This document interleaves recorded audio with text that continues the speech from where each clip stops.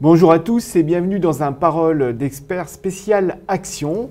Alors, nous sommes en compagnie de Fabrice Masson. Vous êtes responsable de la gestion action chez BFT Investment Manager, Oui, qui est une filiale d'Amundi. exactement. Bonjour à tous. Bonjour Fabrice. Alors, vous avez le sourire, et pourtant le marché action en ce moment est plutôt morose. Vous avez une explication pour ça ?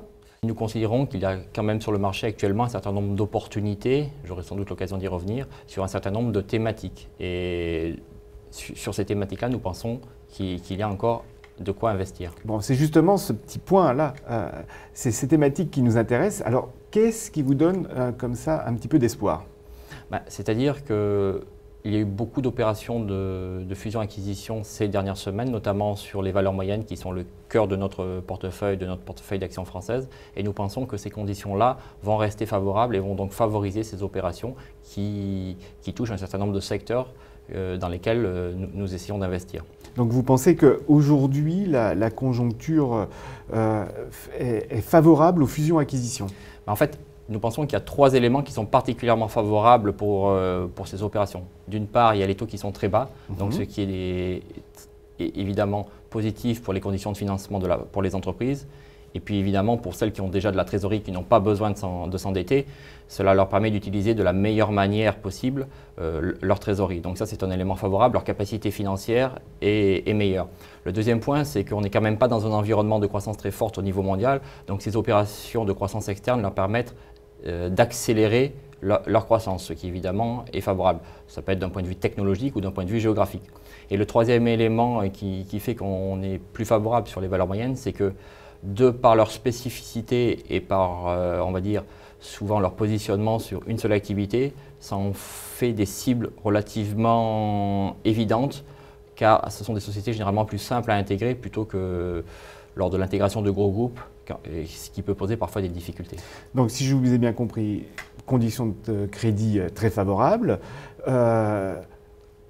Comme la croissance est assez faible en Europe, et pour donner un petit coup d'accélérateur, on va voir ailleurs ou sur des secteurs. Exactement. Et vous visez particulièrement les valeurs moyennes. Alors vous entendez par valeurs moyennes ?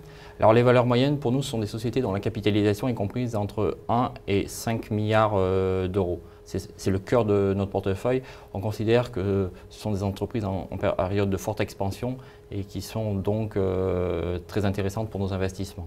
Alors quelles sont les dernières fusions qui ont eu lieu et peut-être qui ont profité à votre portefeuille ? Oui, évidemment, ça nous a profité.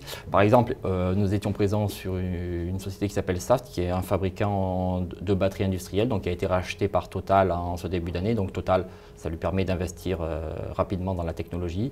Il y a également des opérations dans les services informatiques. Il y a une société lyonnaise qui s'appelle Cegid Group.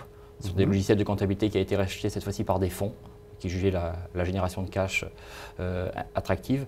Mais il n'y a pas que ces secteurs-là. Il y a par exemple dans les médias une certaine course au contenu. Vous pouvez voir que les semaines récentes ont vu Bolloré monter au capital d'Ubisoft. Mais il y en a d'autres. Il y a même des valeurs moyennes qui vont chercher des opérations à l'étranger. Récemment, il y a eu Téléperformance, le leader mondial de la relation client, qui est allé racheter Language Line Solutions, une société américaine de traduction, ce qui lui permet de compléter son offre de services au niveau mondial. Oui, quand on n'a pas une grosse R&D, on peut acquérir une société et ainsi une technologie. Exactement. Ça, c'est d'autant plus vrai dans l'industrie, mais ça permet, pour le cas que je viens de mentionner, d'aller également augmenter son empreinte et sa présence aux États-Unis directement. Bon, on va suivre tout ça et on va être notamment attentif à toutes les fusions-acquisitions sur les valeurs moyennes françaises. Exactement. Merci. Merci.